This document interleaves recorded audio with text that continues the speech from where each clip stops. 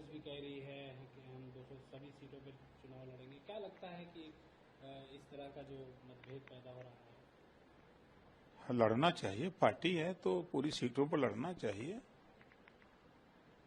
अब ये लोग जान चुके हैं ना कि इंडिया गठबंधन के सामने ये लोग जो चिल्ला रहे हैं, इंडिया के लोग एनडीए गठबंधन के सामने ये टिक नहीं पा रहे हैं। जनता ने वहां कांग्रेस को झेला है, आरजेडी को झेला है। जब जब आरजेडी की सरकार थी तो आपने देखा कि वहां जंगल राज की संख्या 1987 में कत्लेआम होते थे तो कांग्रेस की सरकार हुआ करती थी। लेकिन आज जो दलगत राजनीति से ऊपर उठ के भी बात किया जाए बिहार के प्रकरण पे, तो तीन चीजें वहां मिल रही हैं। एक तो गांव तक बिजली पहुंच गई, दूसरा सड़कें गांव तक पक्की सड़कें हो गई। जो लालू जी के राज में भाषण देते थे कि सड़क बन जाएगी तब पुलिस आ जाएगी, क्या करोगे बनवा के, ये लालू जी के भाषण हुआ करते थे। तो अब तो सड़कें गांव तक बन गई। तीसरी चीज जो जंगल राज था, आज बेहिचक उस जंगल राज को हटा करके मंगल राज कायम किया गया। आज हर आदमी खुशी से अपना मकान बना रहा है, अपना कारोबार कर रहा है।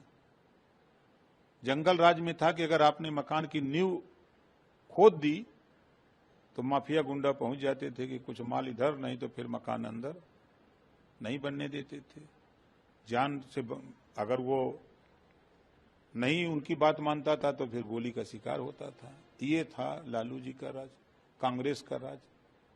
तो इस नाते जो इंडी गठबंधन के लोग हैं वो बेचारे परेशान हैं कि हम लोग मिलकर के सब सोच रहे हैं कि 243 सीटें जीत लें, और हम कह रहे हैं कि न 9 मन गेहूं होगा न राधे गौने जाएंगी।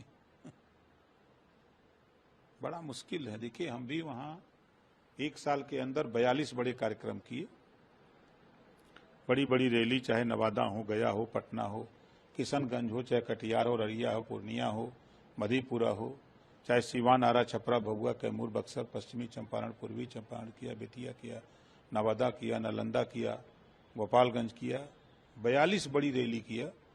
तो जनता के मैंने देखा कि लोग अपने पैसे से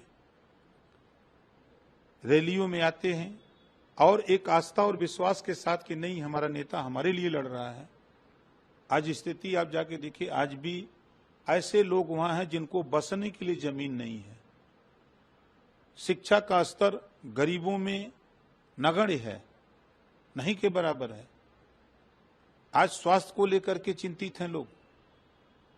आज जिस तरह का विकास यूपी में हम देख रहे हैं, उस तरह का काम अगर वहां हुआ होता, अगर कांग्रेस और आरजेडी के लोग किए होते, तो यूपी के लोग वहां जाकर के नौकरी नहीं पाते, वहां के लोग नौकरी लेते।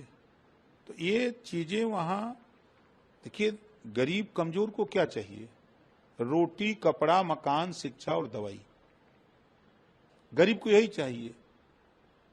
लेकिन गरीबों को हमेशा धोखा देने का काम लोगों ने किया है, जिसका फायदा मैं खुद जा रहा हूं तो भारतीय समाज पार्टी की सभाओं में जो भीड़ मिल रही है, जो लोग अपने पैसे से आ रहे हैं। अभी परसों में था पटना, जिस तरह का कार्यक्रम मैंने देखा और रुझान देखा, पूरे पटना शहर में हड़कंप, आज भी हड़कंप है कि भाई वो कौन नेता आया, इतनी संख्या में लोग आए और लोग अपना पैसा लगा करके आए। जैसे जो पत्रकार वहां के थे, लोगों से पूछे कि भाई आप कितना पैसा लिए हो, यहाँ आए हो? लोग डांट करके कहते थे कि हम लोग पैसा लगा के आए हैं, तुम लेने की बात करते हो। हम लोग अपने बच्चे को, हम माली हालत में जी लिए, हम छत नहीं मिला तो हम इस नाते नेता के साथ आए हैं कि हमको कल छत नेता दिलाने के लिए लड़ रहा है, हमारे बच्चे को शिक्षा दिलाने का लिए लड़ रहा है, बच्चे को बेहतर स्वास्थ्य के लिए, अमन चैन के लिए, भाईचारे के लिए, नौकरी के लिए हमारा नेता हमारे लिए लड़ रहा है। उस नेता को यूपी से यहाँ चुनाव नहीं लड़ना है, वो नेता तो यूपी का है, लेकिन हमारे विषय में सोच रहा है, तो हम उस नेता के साथ खड़े हैं जो हमारे हक की लड़ाई लड़ रहा है। जैसे कि मैं सो रहा हूँ तो पिताजी को जगाना है मुझे, तो वो डायरेक्ट उठाने के बजाय, और हिंसा की परंपरा मेरे यहाँ नहीं थी सौभाग्य से, तो वो क्या करते थे कि उस कमरे में आ जाएंगे या बाहर से गुजरेंगे और चौपाई बोलेंगे, प्रात काल उठ गए रघुनाथा, मात पिता गुरु नावई माता। कभी कभी मैं गुस्से में उठ करके अरे पापा, चरण स्पर्श किया और सो गया। मैंने कहा अब मत उठाना।